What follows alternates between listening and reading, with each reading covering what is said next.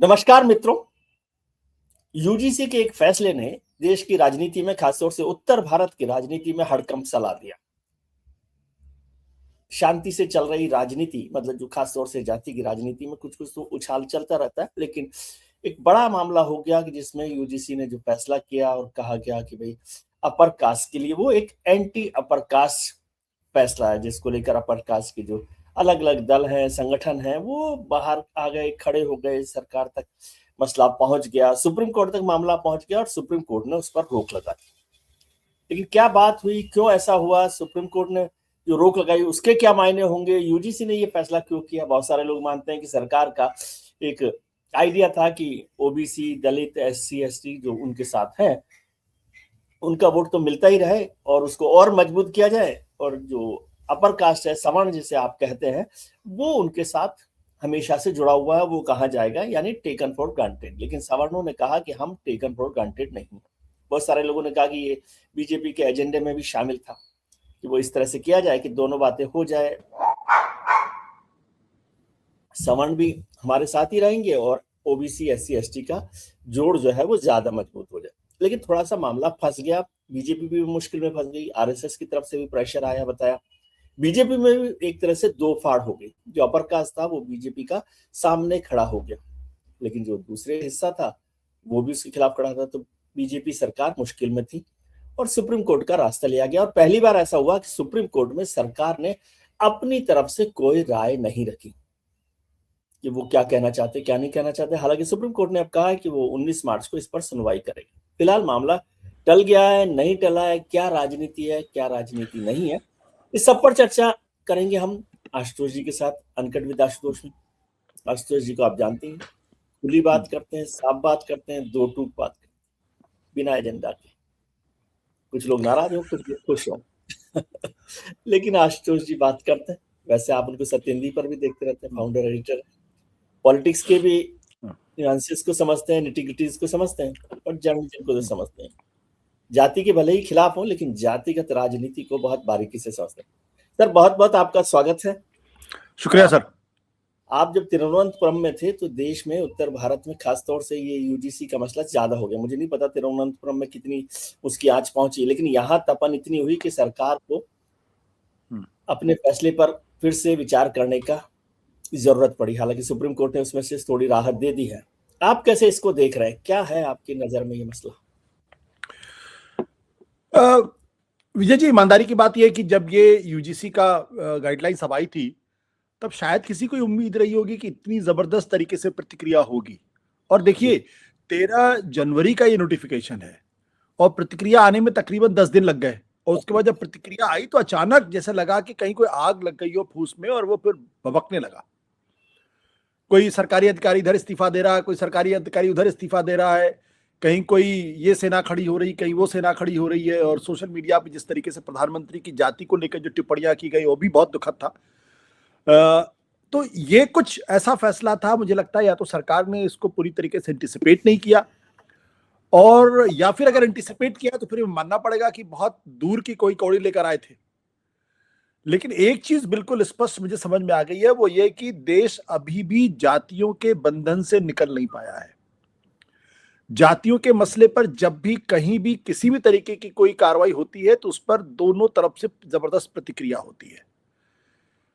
आपकी बातचीत को आगे बढ़ाने के पहले मैं अपने दर्शकों को सिर्फ इतनी सी बात बताना चाहता हूं कि बहुत पहले सुप्रीम कोर्ट लगातार सरकार को ये कहता रहा था कि आपको यूनिवर्सिटीज के अंदर जो जातिगत या जाति के आधार पे जिस तरीके से भेदभाव होता है उससे निपटने के लिए आपको एक रोबस्ट यानी मजबूत कानून बनाना चाहिए, या मजबूत नियम या गाइडलाइंस बनानी चाहिए। तो जो कुछ भी हुआ सुप्रीम कोर्ट के निर्देश पे हुआ। सरकार यूजीसी जो गाइडलाइंस लेकर आई वो जो है वो सुप्रीम कोर्ट के निर्देश पर लेकर आई। लेकिन अगर कोई ये सोच रहा होगा कि गाइडलाइंस है आपके सुप्रीम कोर्ट के आदेश के तर्ज पर या उसी रास्ते पर है ये गाइडलाइंस? नहीं, सुप्रीम कोर्ट के नज करने पे, यानी सुप्रीम कोर्ट ने कहा कि भाई आपको गाइडलाइंस लानी चाहिए, तो एक तरीके से सुप्रीम कोर्ट ने सरकार को पुश किया कि आप गाइडलाइंस लेके आइए। और इसमें हालांकि 2012 में इस तरीके के गाइडलाइंस यूनिवर्सिटीज के अंदर बाकायदा लागू है, लेकिन चूंकि रोहित वेमुला का सवाल था, उसके बाद पायल तड़वी का मसला था, तो उसके संदर्भ में सुप्रीम कोर्ट ने कहा कि नहीं भाई, इस तरीके के मामले बढ़ते जा रहे हैं और कैंपसेस के अंदर जो है वो जाति के आधार पर डिस्क्रिमिनेशन की शिकायतें लगातार आ रही हैं, और ऐसे में इससे निपटने के लिए एक मजबूत कानून की जरूरत है, ताकि इस तरीके से किसी तरीके को जाति के आधार पर भेदभाव ना हो। जो पार्लियामेंट की स्टैंडिंग कमेटी थी, उसने भी इस पर काफी विचार विमर्श किया, उसने भी अपनी तरीके से गाइडलाइंस इशू की। अब सरकार की तरफ से जो गाइडलाइंस आई है, यूजीसी की तरफ से गाइडलाइंस आई है, उसमें जो जिस मसले पर सबसे ज्यादा बवाल था वो ये उसका उसका आर्टिकल 3C, यानी उसमें जिस तरीके से ओबीसी को जोड़ दिया गया। पहले एससी एसटी को लेकर कानून था, अब ओबीसी को जोड़ दिया गया कि अगर ओबीसी तबके के साथ किसी तरीके से जाति के आधार पर अगर भेदभाव होता है तो वो एक पेनल ऑफेंस हो जाएगा। सिर्फ इसको लेकर सारी सारी दिक्कतें पैदा हुई हैं। तो ये जो ओबीसी को जोड़ा गया, अब आप जानते हैं अच्छी तरीके से कि इस देश के अंदर लंबे समय से सोशल जस्टिस की पॉलिटिक्स चल रही है। ओबीसीज की वोट को अपनी तरफ लाने के लिए, उनकी लीडरशिप करने के लिए उत्तर प्रदेश के अंदर अखिलेश यादव की पार्टी सक्रिय है। बिहार के अंदर अगर आप देखें तो नीतीश यादव की भी पार्टी सक्रिय है और आरजेडी भी सक्रिय है। देश के दूसरे हिस्सों में भी ओबीसी वोट को अपनी तरफ लाने की कोशिश लगातार चलती रहती है। खुद भारतीय जनता पार्टी 2014 के पहले से, और जब से नरेंद्र मोदी और अमित शाह की लीडरशिप आई, तब से वो भी ओबीसी तबके को अपनी तरफ लाने की कोशिश कर रहा है। और ओबीसी तबका इस लिहाज से महत्वपूर्ण है क्योंकि जो मंडल कमीशन की रिपोर्ट थी उसमें यह कहा गया था कि इस देश के अंदर जो ओबीसी तबका है वो तकरीबन 52% है। तो 52% को के हक के लिए उनके खिलाफ अगर जाति के आधार पर किसी तरीके का कोई दुर्व्यवहार ना हो, भेदभाव ना हो, उसको रोकने के लिए कानून लाया गया था, या ये गाइडलाइंस लाई गई थी, या नियम बनाए गए थे उसको रोकने के लिए। सारी के सारी लड़ाई ओबीसी के मसले पर हो गई थी। अन्यथा उसमें आप देखिए, उसमें गाइडलाइन में साफ तौर पर लिखा हुआ धर्म के आधार पे, जेंडर के आधार पे, दिव्यांगों के खिलाफ और महिलाओं के खिलाफ आप किसी तरीके से नहीं कर सकते। और जाति के आधार पे तो था ही था उसमें। लेकिन लड़ाई ना तो धर्म के आधार पे हुई, ना जेंडर के आधार पे हुई, ना दिव्यांग के मसले पर हुई, ना गरीबी के आधार पे हुई, ना क्षेत्र के आधार पे। लड़ाई इस बात पे हो गई कि ओबीसी को क्यों दिया जा रहा। और इसका मतलब यह है कि अगर आप ओबीसी एससी एसटी तबके को मिलाते हैं तो ये हो जाता है आबादी का तकरीबन 75 से 80%। यानी जो 20% बचते हैं, अपर कास्ट जो बचते हैं, उनको आप मान के चलते हैं कि वो ओबीसी, दलितों और ट्राइबल्स के खिलाफ वो जातिगत पूर्वाग्रह के आधार पे उनके साथ अत्याचार करते हैं या दुर्व्यवहार करते हैं। यानी आप उनको पहले से ही खलनायक मान के चलते हैं। ये पूरा का पूरा यही सारा बड़ा विवाद की वजह हुई ना। हाँ, अपर कास्ट उसने कहा कि भाई हमें खलनायक मानते हैं, और ये मानना कि अपर कास्ट के लोगों के खिलाफ या बच्चों के खिलाफ कोई अत्याचार नहीं होता, पहली बात। और दूसरी बात, एक हथियार आपने ओबीसी को दे दिया है कि वो अपर कास्ट के खिलाफ इसको यूज कर सके, इस्तेमाल कर सके। आप इसको ऐसे ही देखते हैं? नहीं, मैं इसको दूसरे तरीके से देखता हूं। मुझे अपर कास्ट के इस रिएक्शन पर वाकई में आश्चर्य हुआ, हैरानी हुई। और हैरानी इस बात को लेकर हुई है कि कहीं ना कहीं ये समझ बननी चाहिए समाज के अंदर भी। और आप भी अपर कास्ट से बिलोंग करते हैं, मैं भी अपर कास्ट को बिलोंग करता हूं। इससे कम से कम ये समझ बननी चाहिए कि भाई दलितों पिछड़ों के साथ हजारों साल से अत्याचार होता रहा है, उनको इंसान के बराबर नहीं समझा गया है। चाहे महाराष्ट्र के अंदर अगर आप देखें, बाबा साहब अम्बेडकर का जो पूरा आंदोलन था वो इसी जाति के आधार पर जिस तरीके से दुर्व्यवहार होता उसके खिलाफ था। आप केरल चले जाइए तो वहां पे नारायण गुरु का जो पूरा आंदोलन है, वाइकॉम सत्याग्रह है, या पेरियार का जो आंदोलन है वाइकॉम सत्याग्रह, वो भी सिर्फ इसी बात को लेकर है कि भाई जातियों के आधार पे जो छोटी जातियां हैं जो अपर कास्ट में नहीं आती, उनके साथ दुर्व्यवहार किया गया, उनको मंदिरों में एंट्री नहीं होती। और केरला में तो स्थिति और भी भयानक थी कि मंदिर की तरफ जाने वाली जो गलियां हैं उस पर भी दलितों और पिछड़ों को चलने की इजाजत नहीं थी। तो ये आप सोचिए उस समुदाय के मन में कितनी पीड़ा रही होगी। भारत के संविधान ने उनको बराबरी का अधिकार दिया, लेकिन क्या सामाजिक आधार पर उनको बराबरी का अधिकार मिलता है? मुझे लगता है कि इसको एक बहुत लार्ज हार्टेडनेस की वजह से जो अपर कास्ट है उसको स्वीकार करना चाहिए और ये मान के चलना चाहिए कि भाई अगर हम भेदभाव नहीं कर रहे हैं तो हमारे खिलाफ ये कानून क्यों होगा। दूसरी बात, लेकिन ये सोच का मुझे लगा कहीं ना कहीं मुझे एक अभाव दिखाई पड़ा। मैं बड़ी ईमानदारी से इस बारे में इसको कहता। दूसरी बात क्या है कि जो ये मान लिया गया कि अगर कोई कंप्लेन उनके खिलाफ होगी तो उनके खिलाफ एक्शन होगा ही होगा, और ये उनके खिलाफ जातिगत पूर्वाग्रह की वजह से ये कार्रवाई की जाएगी। उन लोगों ने शायद इस नियम को ठीक से नहीं पढ़ा। इस नियम में जो दलितों पिछड़ों और की जो भागीदारी होगी वो ओवर आर्चिंग नहीं है, इस जो कमेटी बनेगी उसका जो पदेन अध्यक्ष होंगे वो यूनिवर्सिटी के वाइस चांसलर होंगे, उनके नीचे 3 वरिष्ठ प्रोफेसर या फैकल्टी के मेंबर होंगे, और जो स्थितियां इस वक्त विश्वविद्यालयों और कॉलेजों की इनवेरिएबली वो अपर कास्ट के ही होंगे, इनवेरिएबली अपर कास्ट। इसके अलावा उसमें एक नॉन फैकल्टी का मेंबर होगा, 2 छात्रों के रिप्रेजेंटेटिव्स होंगे। इसमें कहीं नहीं लिखा हुआ कि सारे लोग जो है वो दलित और पिछड़े तबके के होंगे। तो मान के चलिए कि ये जो कमेटी बनेगी, ये कमेटी पूरी तरीके से दलितों और पिछड़ों की नहीं बनने वाली है, बनने वाली थी। उसमें अपर कास्ट का और दूसरी जातियों के लोगों का पूरी तरीके से रिप्रेजेंटेशन होता, और तब वो कमेटी किसी फैसले पर आती। यानी वो जाति के पूर्वाग्रह से ग्रसित होकर कमेटी कोई फैसला नहीं करती, क्योंकि उसमें थोड़ी डाइवर्सिटी है। दूसरा जो मसला है, अगर मान लीजिए कमेटी ने फैसला भी कर लिया कि आप इनके खिलाफ कार्रवाई करेंगे, तो भी 1 महीने के अंदर कमेटी के फैसले के खिलाफ अपील करने की गुंजाइश है, और वो ओम्बड्समैन के पास जा सकते हैं, और ओम्बड्समैन जो है वो 1 महीने के अंदर अपना फैसला सुना सकता है। यानी पूरा प्रोसेस है जिसमें किसी तरीके का कोई गलत फैसला ना हो, कोई बेजा इस्तेमाल ना हो, इसको इंश्योर कराया गया था इस नियम के तहत। लेकिन इसके बावजूद भी जो इसको अपर कास्ट बनाम ओबीसी का नक्शा दिया गया और जिस तरीके से भावनाओं को इन्फ्लेम किया गया, मुझे लगता है वो ज्यादा चिंता की बात है। उस पर ज्यादा बेहतर चर्चा होनी चाहिए कि क्या आजादी के 75 साल बाद भी, क्या संविधान के लागू होने के इतने लंबे समय के बाद भी, जो हम एक कास्टलेस सोसाइटी के बारे में बातचीत कर रहे हैं, जो छुआछूत खत्म होने के बारे में बातचीत कर रहे हैं, जो ऊंच नीच की बात हम कर रहे हैं कि जातियों के आधार पूर्वाग्रह ना हो, वो सारी प्रवृत्तियां अचानक निकलकर सामने आ गई हैं। अब देखिए, जब सुप्रीम कोर्ट ने इस पर रोक लगाई है, तो जो ओबीसी जातियां हैं वो कहीं ना कहीं संघर्ष की मुद्रा में दिखाई पड़ती हैं। विश्वविद्यालयों के अंदर उनके लोग भी गोलबंद होते हुए दिखाई पड़ रहे हैं। यानी जातीय पहचान इतनी जबरदस्त हो गई है कि लोग अपने आप को नागरिक नहीं मान रहे हैं, लोग अपने आप को एक जाति की पहचान के तौर पर देखने की कोशिश करें। ये मुझे ज्यादा परेशान करता है, ये मुझे ज्यादा चिंतित करता है। नहीं, ये बात चिंता वाली बात है आपकी, ठीक है, वो तो चिंता है ही। जाति को लेकर हमारे यहाँ जितनी राजनीति होती है और जो पहचान, मुद्दा नहीं, हम मुद्दे पर बात मैं समझना चाहता हूँ।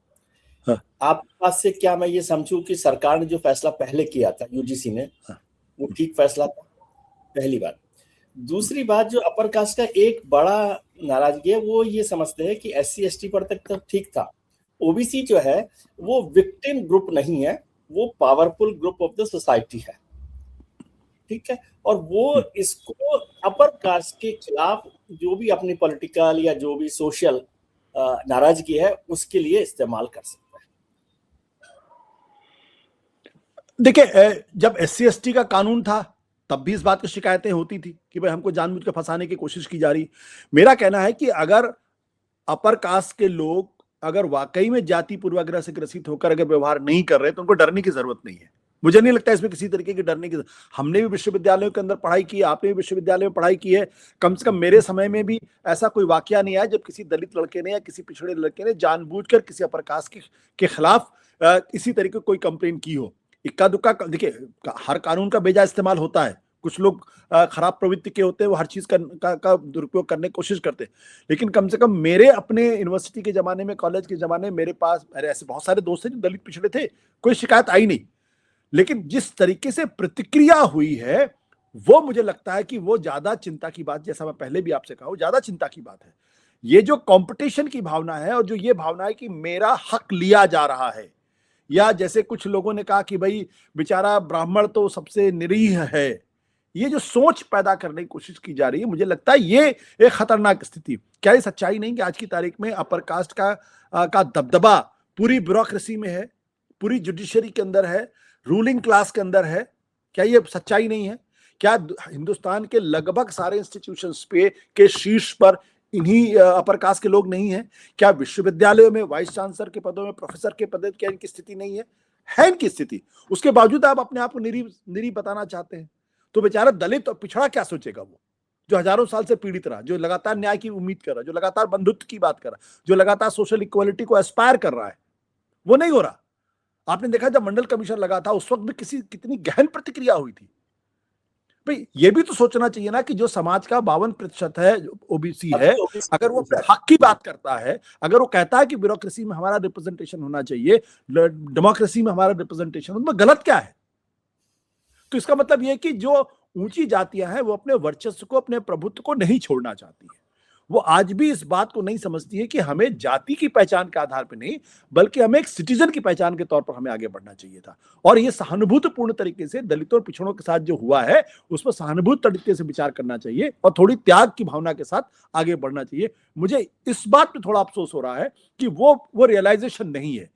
और कई लोगों को मैंने सुना, मतलब कई ऐसे लोगों की बातों के बयानों को सुनकर मैं वाकई में हैरान रह गया, जिनको मैं समझता था कि पढ़े लिखे प्रबुद्ध लोग हैं, वो भी उसी तरीके की बातें कर रहे थे जो सड़क पर कोई दूसरे किस्म के लोग बात कर रहे थे। तो मुझे लगा कि हमारी सोच में लगता कोई बदलाव नहीं आया और हमारी पूरी पहचान हमारी जाति के आधार पर आकर केंद्रित होकर रह गई है। हम उससे अलग अपनी ना तो आइडेंटिटी सोचते ना अपना एग्जिस्टेंस सोचते हैं। ये ज्यादा मुझे तकलीफ देता है, ज्यादा परेशान करता है। आपके ही मित्र है, लेकिन मैं दूसरी बात कर रहा हूँ। फिर से मैं इस सवाल को समझना चाहता हूँ कि क्या ये फैसला सरकार का सही फैसला था?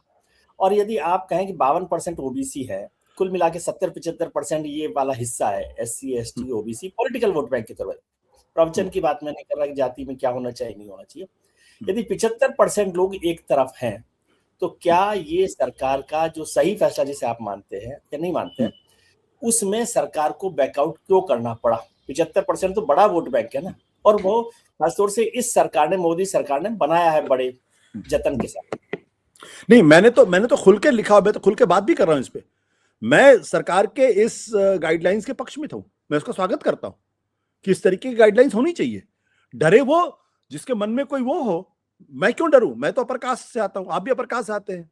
अगर मैं ऐसा कोई बात नहीं कह रहा हूं जिससे कि दलितों और पिछड़ों को लगे कि मैं उनकी जातिगत पूर्वाग्रह की वजह से उनको दुर्व्यवहार कर रहा हूं, तो मुझे डरने की कोई जरूरत नहीं है। और तो सरकार के इस फैसले के साथ हूं मैं, सरकार की गाइडलाइंस के साथ हूं। हाँ, अगर उसमें कोई कानूनी नुक्स निकल रहा है, तो उसको दुरुस्त किया जा सकता है, उसमें कोई दिक्कत वाली बात नहीं है। हाँ, वो होना चाहिए, क्योंकि मैं कानून का उतना जानकार नहीं हूं। बैकआउट शब्द इस्तेमाल कर रहा हूं। सरकार ने बैकआउट क्यों किया? देखिए, सरकार ने बैकआउट इसलिए किया, दो चीजें। पहली बात यह कि सरकार का जो कोर वोट बैंक, यानी बीजेपी का जो कोर वोटर है, वो अपर कास्ट है।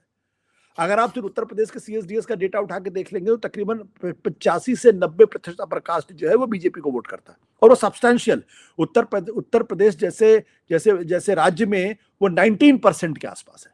तो 19% की भावनाओं को आप इग्नोर नहीं कर सकते। दूसरी बात क्या है, ये जो तबका है 60% दूसरे भी तो है। हाँ, वो इसी पे आ रहा हूं। दूसरी बात क्या है कि जो सत्ता की जो तमाम संस्थान है, उस पर इस 20% का या 14% 15% की जो अपर कास्ट है, उनका पूरी तरीके से वर्चस्व है। तो उनका भी दबाव लगातार बनता है, ऐसा नहीं उसका दबाव नहीं बनता। जो सेक्रेटरी के लेवल पे है, जो कैबिनेट सेक्रेटरी के लेवल पे है, जो जुडिशरी के अंदर है, उनका भी दबाव होता है, उसको आप इग्नोर नहीं कर सकते।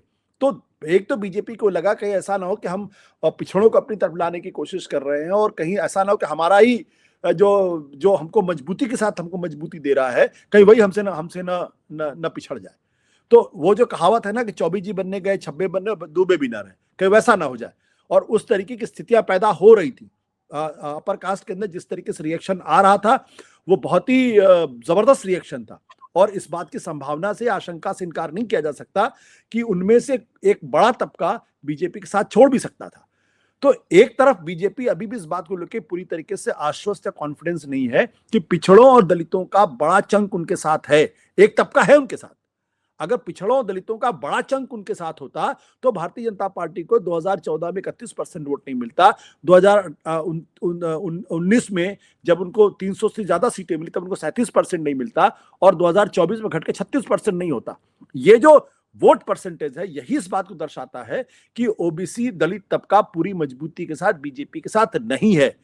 कांग्रेस को जब जब बहुमत मिला है तब तब कांग्रेस के पास 45-42% वोट रहा है उसका पास, उसको किसी दूसरे के समर्थन की जरूरत नहीं पड़ी है। और इसलिए बीजेपी को लगता है कि अगर ये 36% में अगर 2% भी खिसक गया या 3% भी खिसक गया तो फिर उसके लिए केंद्र की सत्ता में आना मुश्किल हो पाएगा। और वो एक झटका 2024 के चुनाव में खा चुके हैं। 2024 के चुनाव में जो सेव द कॉन्स्टिट्यूशन कैंपेन था, या जिस तरीके से राहुल गांधी ने जाति जनगणना का सवाल उठाया था, उसको मुद्दा बनाने की कोशिश की थी, संविधान लेके घूम रहे थे, उसकी वजह से उत्तर प्रदेश और महाराष्ट्र जैसे इलाकों में इनको तगड़ा झटका लगा था, क्योंकि एक बड़ा चंक जो जो जो 70% के आसपास बीजेपी को वोट करने लगा था पिछड़ों का, या जो दलितों का करने लगा था, वो अचानक घट के 50 या 44% पे आके टिक गया, जिसकी वजह से उनकी सीटें घट के 33% हो गई। तो बीजेपी की सबसे बड़ी दिक्कत क्या है कि बीजेपी अभी भी अखिल भारतीय स्तर पर 36% की पार्टी है, वो 40% का आंकड़ा छूना चाहती है, और इसलिए वो थोड़ी सी घबराई होगी कि पिछड़े तो पता नहीं हमारे साथ आएंगे या नहीं आएंगे, क्योंकि उनकी नुमाइंदगी, उनकी लीडरशिप जो है, उसके अलग से पॉलिटिकल पार्टीज हैं, वो आरजेडी है, नीतीश कुमार है, अखिलेश यादव है, वो पॉलिटिकल पार्टीज हैं ऑलरेडी जो उनकी नुमाइंदगी करते हैं। हम उनको अपनी तरफ लाने की कोशिश कर रहे हैं, कहीं इसमें कुछ गड़बड़ी ना हो जाए कि वो हमारी तरफ ना आए और जो हमारा सगा है वही हमसे छूट जाए। नहीं, लेकिन क्या इससे इसका दूसरा पक्ष ये भी है ना कि जो ओबीसी वोटर या जो पिछड़ा वोटर है, दलित वोटर है, जो बीजेपी के साथ जुड़ा था, जिसके एमपीज और मिनिस्टर सबकी जिसकी चर्चा करती थी, वो वापस से, या जो कांग्रेस है, अखिलेश यादव है, उनके पास जो पीडीए की पॉलिटिक्स कर रहे हैं, उनके पास नहीं चला जाएगा, ये नुकसान नहीं होगा बीजेपी को? ऐसा नहीं लगता? देखिए, इसमें जब जब मुझे नहीं लगता कि सरकार ने इस बात को एंटिसिपेट किया, हालांकि कॉन्स्पिरेसी थ्योरी मेरा कोई यकीन नहीं है, मुझे नहीं लगता कि सरकार ने एंटिसिपेट किया होगा कि कोई एक गाइडलाइन आएगी और उस पर इतनी जबरदस्त प्रतिक्रिया हो जाएगी। अगर आप कायदे से देखिए, हाँ, वो हमारे ख्याल से उनसे ओवरसाइट हुआ है। और इसको भी अगर आप ध्यान से देखें तो ये सिर्फ विश्वविद्यालयों और कॉलेजेस के अंदर में है, ये किसी मेडिकल कॉलेज में नहीं है, किसी प्राइवेट कॉलेज में नहीं लागू होगा, किसी आईटी में नहीं होगा, कहीं आईएम में लागू नहीं होगा। यानी जो विश्वविद्यालयों और कॉलेजेस के अलावा जो तमाम नए संस्थान है, वहां ये लागू नहीं होने वाला। आईआईटी में नहीं लागू होने वाला, आईएम में नहीं लागू होने वाला था, ये प्राइवेट कॉलेजेस में नहीं लागू होने वाला, प्राइवेट लागू होने से फर्क नहीं पड़ता। हाँ, परसेप्शन तो बन जाता है। हाँ, तो परसेप्शन अब जब बन गया, तब सरकार को समझ में आया अब हम क्या करें। सरकार जब फंस गई, जब उसने एंटिसिपेट नहीं किया, तो मुझे लगता है सुप्रीम कोर्ट ने वो रास्ता उनके लिए खोल दिया, कि कुछ खोल के अंदर सुप्रीम कोर्ट ने एक तरीके से उनको बचा लिया इन द सेंस कि सुप्रीम कोर्ट ने फौरन उसकी तवज्जो ली और साथ ही साथ उसमें फौरन सुनवाई कर दी। सुनवाई करने के बाद उस पर स्टे लगा दिया। लेकिन अभी भी सरकार के ऊपर तलवार लटक रही है, क्योंकि सुप्रीम कोर्ट ने जो टिप्पणी की है वो बड़ी जबरदस्त टिप्पणी। सुप्रीम कोर्ट ने कहा कि आपने जो नियम बनाए वो वेग नियम है। सुप्रीम कोर्ट ने ओबीसी मसले पर कोई सवाल नहीं खड़ा किया, कहा वेग है, आप इसको मजबूत गाइडलाइन बना के लेके आइए, एक्सपर्ट से बातचीत करिए। अब अगर वो एक्सपर्ट से बातचीत करके लेके आते हैं तो क्या वो हिम्मत करेंगे कि इस गाइडलाइन में से ओबीसी शब्द हटा सके?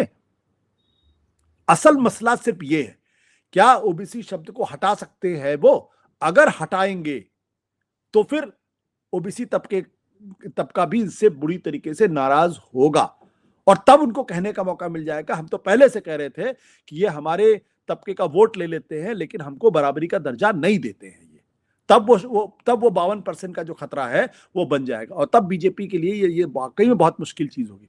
अभी तो कम से कम कुछ समय के लिए सुप्रीम कोर्ट ने इनको बचा लिया है। इसीलिए मैंने कहा वो 52% वोट तो बड़ा है। लेकिन एक चीज और मुझे याद आता है, आप करेक्ट कीजिए, कि जब ये SC/ST एट्रोसिटीज एक्ट था, उसमें भी कुछ बदलाव अपर कास्ट के प्रेशर में सरकार करने वाली थी पिछले दिनों, पिछले साल, 2-3 साल पहले की बात हो गई। लेकिन फिर वो पॉलिटिकल प्रेशर इतना बड़ा दलितों का और वो सारा, और उसको जो आसान करना था, थोड़ा सॉफ्ट करना था, वो नहीं कर पाई सरकार, उसमें भी बैकआउट किया था मेरे हिसाब से। क्या ठीक बात कह रहा हूं मैं? नहीं, देखिए, जो ये मसला था वो ये था कि SC/ST के कानून के दुरुपयोग का सवाल था, तो मामला सुप्रीम कोर्ट में गया था। तो सुप्रीम कोर्ट ने फैसला किया कि भाई कोई आपके पास आए और कहे हमारे खिलाफ जो है वो बड़ा जाति के आधार पर दुर्व्यवहार किया गया, ये हमें अपमानित करने की कोशिश की, तो आप फौरन उस कानून को उस पर शिकायत दर्ज मत करिए, उसकी कायदे से पड़ताल कर लीजिए। जब प्राइमा फेसाई आपको लगे तब जाके आप उसको आप FIR करिए, उस पर मुकदमा चलाइए। ये थोड़ा सा स्ट्रेच किया था सुप्रीम कोर्ट ने, और जो कोर्ट में थी, कोर्ट पे सरकार की तरफ से भी लगभग यही इसी तरीके की बात, यानी कोर्ट की हाँ में हाँ सरकार ने मिलाई थी। जब ये मसला लोगों को सामने आया तो SC/ST तबके ने जबरदस्त तरीके से उस पर प्रतिक्रिया की, सोशल मीडिया पे जबरदस्त कैंपेन हुआ, और मुझे वो डेट याद है, 2 अप्रैल की डेट है, 2 अप्रैल को पूरे देश के अंदर बिना किसी पॉलिटिकल पार्टी की इंटरवेंशन के वो एक बड़े पैमाने पर बंद और प्रतिबंध प्रदर्शन और विरोध प्रदर्शन काफी हुआ था। ये जो दलितों का जो मसला है बड़ा अलग मसला है, और वो दलितों का वोट लूज ना कर जाए, तब सरकार ने पार्लियामेंट में जाके उस कानून में बदलाव किया था। तो जी। वो इसीलिए मैंने कहा कि जब एससी एसटी तबका इतनी सी बात पर सुप्रीम कोर्ट के फैसले पे इतना नाराज हो सकता है, सरकार के प्रति अपनी नाराजगी जाहिर कर सकता है, तो अब ओबीसी तबका चुपचाप बैठा रहेगा, इसकी कोई गारंटी नहीं है। अगर आप ओबीसी शब्द हटाएंगे तो सरकार के लिए इधर कुआं उधर खाई है। अगर ओबीसी तबका बना रहता है तो सवर्ण नाराज होगा, क्योंकि वो फिर सवर्णों का वो लॉजिक अपनी जगह पे बना रहेगा कि आप जो बचे हुए लोग उनको आप खलनायक मानते और मान के चलते हैं कि सवर्ण है तो ओबीसी और दलित के साथ वो दुर्व्यवहार करेगा ही करेगा जाति के आधार पे। आप इनबिल्ट आर्गुमेंट, जो वो आर्गुमेंट एज इट इज खड़ा रहेगा। और अगर वो हटाते हैं तो ओबीसी तबका नाराज होता है। तो क्या इसलिए कड़ा फैसला, इसलिए बहुत मुश्किल फैसला होगा, तलवार की धार पे चलने जैसा फैसला होगा। अब कैसे इसका निराकरण करेंगे मुझे तो समझ में नहीं आता। हो सकता है कि एक चीज ये डाल दें कि अगर कोई किसी ने गलत कंप्लेंट की, गलत शिकायत की, तब तो उसके उस पे सजा का प्रावधान कर दें। तो ये एक जो है ये वाया मीडिया हो सकता है या एस्केप रूट हो सकता है। लेकिन आपको लगता है कि राहुल गांधी जी और अखिलेश यादव या तेजस्वी जी इस पूरे जो नाराजगी है, गुस्सा है, उफान है, इसका फायदा उठा सकते हैं या उठा रहे हैं? अभी पॉलिटिकल पूछ रहा हूं मैं, इसका माइंड मतलब पॉलिटिकल बेनिफिट कुछ उनको हो सकता है? देखिए मुझे लगता है कि वो इस बात को जानते हैं कि इस आग में अगर आप ज्यादा हाथ डालेंगे तो आपका हाथ जल सकता है। क्योंकि कांग्रेस बहुत चुप, एक तरह से बहुत ही शांत तरीके से जवाब रिप्लाई किया, रेस्पॉन्ड किया। हाँ, मैं आपकी राय से सहमत हूं। मैंने कई कांग्रेस के नेताओं से बातचीत की है, उनका साफ तौर पर कहना था कि भाई ये आग बीजेपी ने लगाई है, बीजेपी जाने, हमें इसमें कूदना नहीं चाहिए, हम बैठ के खाली दूर से देखेंगे, जब हमें लगेगा कि उसमें इंटरवीन करने की जरूरत है तो हम इंटरवीन करेंगे। अभी तो बीजेपी तय कर ले कि ओबीसी के साथ है या सवर्ण जातियों के साथ है। तो लेकिन राहुल गांधी तो लगातार ये पॉलिटिक्स करते रहे ना, ओबीसी की और पिछड़े और बीजेपी के जो अपर कास्ट पॉलिटिक्स है उसके खिलाफ लड़ाई लड़ते रहे, और अखिलेश भी पीडीए की लड़ाई लड़ते रहे, तो फिर वो क्यों नहीं साथ आ रहे सामने? नहीं, वो साथ इसलिए नहीं आ रहे क्योंकि वो कह रहे हैं कि हमारी आग लगाई नहीं तो हम क्यों कूदे इसमें। देखिए वो भी हर आदमी, ये जो जाति के आधार पे जो वोट बैंक है ना, ये बहुत बहुत ही जिसे कहते हैं संभल संभल के चलने की बात है। कांग्रेस पार्टी अपना पूरा हाथ नहीं, अपना पूरा मुंह जला चुकी है इसमें। आपको याद होगा कि 2089 के बाद के जितने चुनाव हुए हैं उसमें कांग्रेस पार्टी कभी अपने बल पे बहुमत नहीं लेकर आ पाई है। उसका सबसे बड़ा कारण ये था कि मंडल कमीशन के ऊपर जो राजीव गांधी ने on the floor of the house जिस तरीके से कहा, मंडल कमीशन के या आरक्षण का विरोध किया, वो बात पिछड़े भूले नहीं। तो वो पूरा का पूरा वोट बैंक जो है मुलायम सिंह, लालू प्रसाद यादव, नॉर्थ इंडिया में उधर चला गया, बीजेपी के पास भी नहीं आया वो, लेकिन वो उधर चला गया। उसकी वजह से कांग्रेस पार्टी लगातार जूझ रही है। तो कांग्रेस का कहना भाई आग हमने लगाई नहीं, हम क्यों बीच में कूदे इसमें, जिसने लगाई वो जाने, वो झेले इस पूरे मसले को। हमें ओबीसी के साथ करेंगे। वो ओबीसी के साथ खड़े क्यों नहीं हो रहे? नहीं, वो जानते हैं कि इसमें जरा सा भी इधर उधर होगा तो नुकसान होगा। अभी कम से कम हम चुपचाप, भाई हम तो बड़ी मजबूती के साथ जाति जनगणना की बात कर रहे हैं। हम तो कह रहे हैं कि हमने अपने मैनिफेस्टो में डाला कि 50% ज्यादा रिजर्वेशन होना चाहिए। हमने तो साफ तौर पे कहा कि प्राइवेट सेक्टर में भी रिजर्वेशन होना चाहिए। अब इससे ज्यादा हमारा कमिटमेंट क्या होगा? आप उससे कमिटमेंट चाहते हैं तो ठीक है, हम कमिटमेंट देंगे, लेकिन आप मेरे क्रेडेंशियल को चैलेंज कैसे कर सकते हैं? हमारे दबाव में तो ही कांग्रेस का सोचना ये होगा, राहुल गांधी के दबाव में ही तो आरएसएस को मानना पड़ा कि हम जाति जनगणना करेंगे। सरकार ने 30 अप्रैल 2025 को कैबिनेट की ब्रीफिंग के बाद बताया कि हम जाति जनगणना करवाएंगे। वो तो कांग्रेस पार्टी की देन है एक तरीके से ना। कांग्रेस ने अगर राहुल गांधी ने इतना माहौल नहीं बनाया होता तो शायद बात यहां तक नहीं पहुंची होती। तो उनका कहना हमारे क्रेडेंशियल्स ठीक है, हमें इसमें कोई चिंता की बात नहीं है, जब जरूरत पड़ेगी तो देखेंगे, अभी क्यों हम अपना हाथ जलाएं इसमें, अभी हम क्यों परेशान हो इसमें। आपको लग रहा है जाति जनगणना का जो सवाल है, आखिरी सवाल मैं पूछ रहा हूँ, जो अब शुरू हो गया, आप वहीं पर आ गए सेंसस पर, कास्ट सेंसस को लेकर, उसमें भी कोई बड़ा बदलाव हो सकता है या उसमें ज्यादा गर्मी के साथ वो सेंसस होगी? नहीं, मुझे लगता है कि सरकार को देर सवेर तो कराना पड़ेगा। अभी फिलहाल जो जिस सेंसस की बात उन्होंने की है उसमें जाति शब्द का इस्तेमाल नहीं है और उसमें करना कुछ नहीं है। आपको SC ST को लेकर तो जाति की जनगणना तो आप करते ही करते हैं, आपको ओबीसी शब्द उसमें जोड़ना है और अपर कास्ट जोड़ना है, बस इतनी सी तो बात है। आप घर में जाएंगे, एक सवाल और पूछ ले, भाई आपकी जाति क्या है, वो बता देगा। लेकिन अभी जो सेंसस का जो अनाउंसमेंट हुआ उसमें ये बात नहीं है।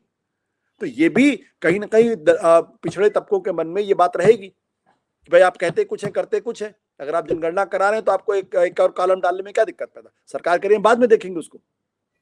तो इसलिए अगर दोनों चीजें अगर मिल गई कि यूजीसी गाइडलाइंस और जाति जनगणना, दोनों अगर मिल गई तो फिर बीजेपी के लिए नुकसान का सौदा होगा, वो फायदे का सौदा बिल्कुल नहीं होगा। नहीं, आपको नहीं लगता, मैं फिर से समझना चाहता हूँ कि कांग्रेस और जो दूसरी पार्टीज हैं वो यदि क्या वो भी अपर कास्ट वोट से डरती हैं? इसको मैं ऐसे सवाल को सीधे तरीके से पूछता हूँ, इसलिए वो ओबीसी के साथ सीधे खड़े नहीं हो रहे क्योंकि वो पूरी पॉलिटिक्स पीडीए की कर रहे हैं। तो क्या दिक्कत है उनको कि उनके साथ खड़े हो जाते? वो 52% वोट या जो 70% वोट है वो उनके साथ खड़ा हुआ दिखाई देता। और नहीं, राहुल हमारे गांधी ख्याल से जब कर रहे हैं। नहीं, आपकी बात बिल्कुल सही है, कायदे से उनको खड़ा होना चाहिए था, लेकिन जितनी मेरी लोगों से बातचीत थी उनका साफ तौर पर कहना, भाई मुझे इस पचड़े में नहीं पड़ना, हमको जब जरूरत पड़ेगी तब हम इंटरवीन करेंगे। कास्ट का डर, हम अपने हम अभी कुछ हमारा कोई स्टेटमेंट इधर से उधर हो जाए या हमारे किसी प्रवक्ता का स्टेटमेंट इधर से उधर हो जाए, तो जिस तरीके से बीजेपी की प्रोपेगेंडा मशीनरी चलती है और मीडिया जिस तरीके से मसले को उठा लेगा वो बात का बतंगड़ बना देगा, फिर हम अंत में हम झुलस जाएंगे। तो हम क्यों इसमें कूदें? क्या उत्तर प्रदेश का जो पिछड़ा है वो दलित है, वो ये मानेगा कि अखिलेश यादव दलित विरोधी है या पिछड़ा विरोधी है? कतई नहीं मानेगा वो, क्योंकि उनकी अखिलेश यादव की पूरी पॉलिटिक्स, मुलायम सिंह की पूरी पॉलिटिक्स जो है पिछड़ों की पॉलिटिक्स है, तो वहां उनके क्रेडेंशियल्स ठीक है। देख सकता हूं कि ये अपर कास्ट का डर है इन पार्टीज को कि वो नहीं, मुझे नहीं लगता प्रकाश का, नहीं मुझे नहीं लगता प्रकाश का डर है, क्योंकि अपर कास्ट का वोट इनको करते ही नहीं। अगर आप उत्तर प्रदेश बिहार की बात लेके चलेंगे, भाई मैंने तो आपको सीएसडीएस का डेटा सामने है, वो वोट करता ही नहीं। वो उसमें 2-4%, 8-10% अगर वोट करता होगा तो करता होगा, वो पहले भी कर रहा था, वो अभी भी वोट करेगा, उसमें क्या दिक्कत है? तो उनको वो 8-10% का फर्क नहीं पड़ता। लेकिन अगर कहीं कोई चीज स्लिप ऑफ टंग हो जाए, कहीं कुछ गलत स्टेटमेंट निकल जाए, तो पिछड़ों का भी हाथ धो बैठने की संभावना है, कि संभावना बन जाती है। और कहीं बीजेपी ने उसको कोई दूसरा रंग दे दिया, कोई दूसरा स्पिन दे दिया, तो प्रॉब्लम खड़ी। मुझे लगता है उसका डर इनके पास ज्यादा है। जो जितनी मेरे लोगों से बातचीत थी उसके आधार पे मेरा सेंस ये था कि ये इनको लगता है कि बहुत ही सेंसिटिव मामला है, इसमें खामखा कूदने की जरूरत नहीं है। बीजेपी ने खुद ये आग लगाई है, बीजेपी खुद इस आग को बुझाए, और अगर जलती है तो झुलसे। हमने हमारा कमिटमेंट दलितों पिछड़ों को लेकर उस पर कोई क्वेश्चन मार्क नहीं है। आखिरी सवाल, क्या ये एक्सट्रीम होगा कहना कि ये हम जो है 1990 पर पहुंच गए? नहीं, ये कहना बहुत जल्दबाजी। मुझे नहीं लगता कि बीजेपी, आज की बीजेपी और तब की बीजेपी में जमीन आसमान का फर्क था। आज की कांग्रेस तब की कांग्रेस जमीन आसमान का फर्क है। मुझे लगता है सोशल जो रेस्पॉन्स हुआ है। देखिए विजय जी, एक बात मैं बता दूं, मुझे अभी भी नहीं लगता है कि जो अपर कास्ट है वो बीजेपी को छोड़ेगा किसी तरीके से। नहीं, मैं दूसरा सवाल पूछ रहा हूं सर आपसे। सोशल रेस्पॉन्स जो मिला है, क्या वो 90 उस समय भले ही आग लग गई थी बहुत बड़ी, आज उतनी आग नहीं है, लेकिन रेस्पॉन्स में कोई बहुत बड़ा फर्क मुझे नहीं दिख रहा। नहीं, उस वक्त मंडल कमीशन के बाद का जो रेस्पॉन्स है वो बहुत जबरदस्त था। आप अभी का रेस्पॉन्स शायद उतनी तेजी नहीं पकड़ पाया, अभी शायद शुरुआत में उसमें पानी डाल दिया गया, क्योंकि उस वक्त टीवी नहीं था, सोशल मीडिया नहीं था, लेकिन धीरे धीरे वो बड़ा भयानक रूप उसने अख्तियार कर लिया था। लड़कों ने आत्मदाह करना शुरू कर दिया था। राजीव गोस्वामी का उदाहरण आपके सामने उपस्थित है, और कई लड़कों ने आत्मदाह किया था उस वक्त, और उसकी वजह से जो माहौल बना था वो बहुत अद्भुत। वहां तक अभी आग नहीं पहुंची थी, अभी आग धीरे धीरे पकड़नी शुरू हो रही थी, थोड़ा थोड़ा लोगों में गुस्सा बढ़ना शुरू हो गया था। अभी नहीं कह सकते, अभी हम ये बात नहीं कह सकते ठंडी हो गई ठंडी नहीं हो गई। अभी ये कह सकते हैं कि अभी सुप्रीम कोर्ट की वजह से थोड़ा सा पानी पड़ा उस पर। चलिए सर, देखते हैं। हम तो चाहते हैं कि ये जाति विहीन समाज पर हम चर्चा करें, लेकिन हर बार जाति पर ही आकर चर्चा होने लगती है। ये भी दुर्भाग्य देश का कि कैसे बात की जा सकती है इस पर कि हर बात पर जाति को लेकर, जाति की पहचान को लेकर भी ये सारी चर्चा होते हुए। बहुत बहुत शुक्रिया कि आपने वक्त निकाला और बातों को बहुत थोड़ा सा साफ किया है कि किस तरह की तस्वीर वहां पर बन सकती है। बहुत शुक्रिया। हम उम्मीद करते हैं कि आपके लिए आने वाला कल आज से बेहतर हो। अब अपने मित्रों, परिजनों, रिश्तेदारों के साथ खुश रहिए, मस्त रहिए, व्यस्त रहिए, स्वस्थ रहिए, त्रस्त रहिए विजय जी से।